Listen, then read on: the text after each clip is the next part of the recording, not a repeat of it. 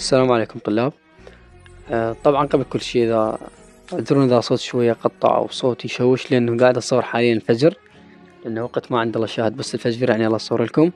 المهم طلاب، قاعد أنشر فيديوهات يعني طريقة ضبط المواد، طريقة شلون تحفظ شلون تغرف، فقاعد ألاحظ هواي تعليقات من الطلاب إنه أنا أيست بعد ما أقدر أنجح، أنا تعبت نفسيتي تدمرت، ما راح أنجح بعد، يعني ما أقدر أكمل مواد صعبة. يعني أنت لما درست عبالك إنه الدراسة سهلة، لما خليت هدف ببالك إنه تنجح هاي السنة، لما خليت هدف ببالك توصل فد مرحلة معينة بحياتك، يعني عبالك سهل، عبالك يعني بس هيج تغمض عينك وتفتح إنه خلص نجحت، خلص وصلت. تعرفون إنه بغيت لكم أيام معدودة من نهاية هاي السنة.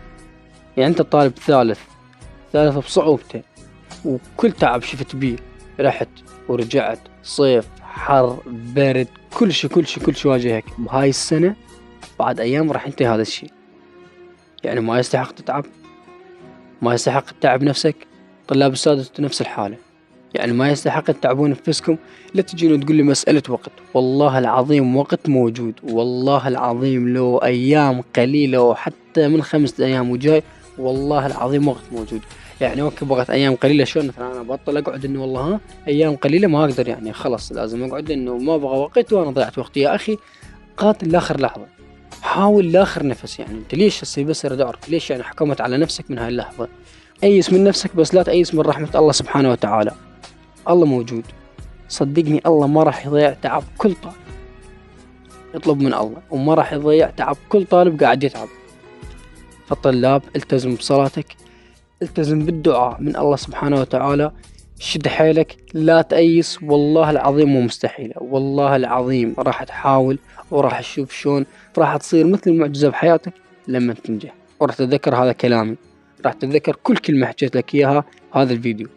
طلاب شدوا حيلكم، والله العظيم مو مسألة وقت، وترى وقت موجود، وقت عندكم هذا الوقت 10 أيام، وبعد راح يصير عندكم وقت الامتحانات، يعني يصير عندك يوم ونص كامل.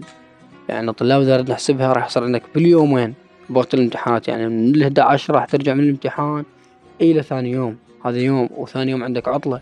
فالطلاب لا تفكر بالوقت، والله العظيم مسألة الوقت يعني مو كلش مهمة. شدوا حيلكم لا تأيسون، بغى وقت قليل، وقت راح يفصلك عن هاي السنة كاملة. تحملتها بحرها وبردها، تحملتها بتعبها روحتها ورجعتها من المدرسة، وكل هذا تحملته راح يفصلك عنا أيام قليلة.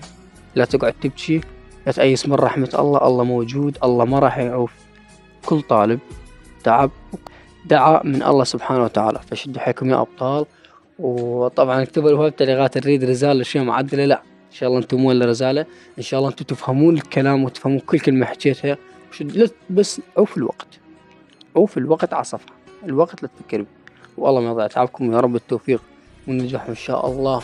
نشوفكم من طلاب الثالث، طلاب ثالث السنة الجاية إن شاء الله أشوفكم طلاب إعدادية، وكلكم إن شاء الله علمي، وكل من بالاختصاص اللي يريده. طلاب السادس إن شاء الله أشوفكم طلاب جامعات، وكل من بالاختصاص اللي يريده. يا رب أتمنى لكم التوفيق ونجاح. تحياتي لكم.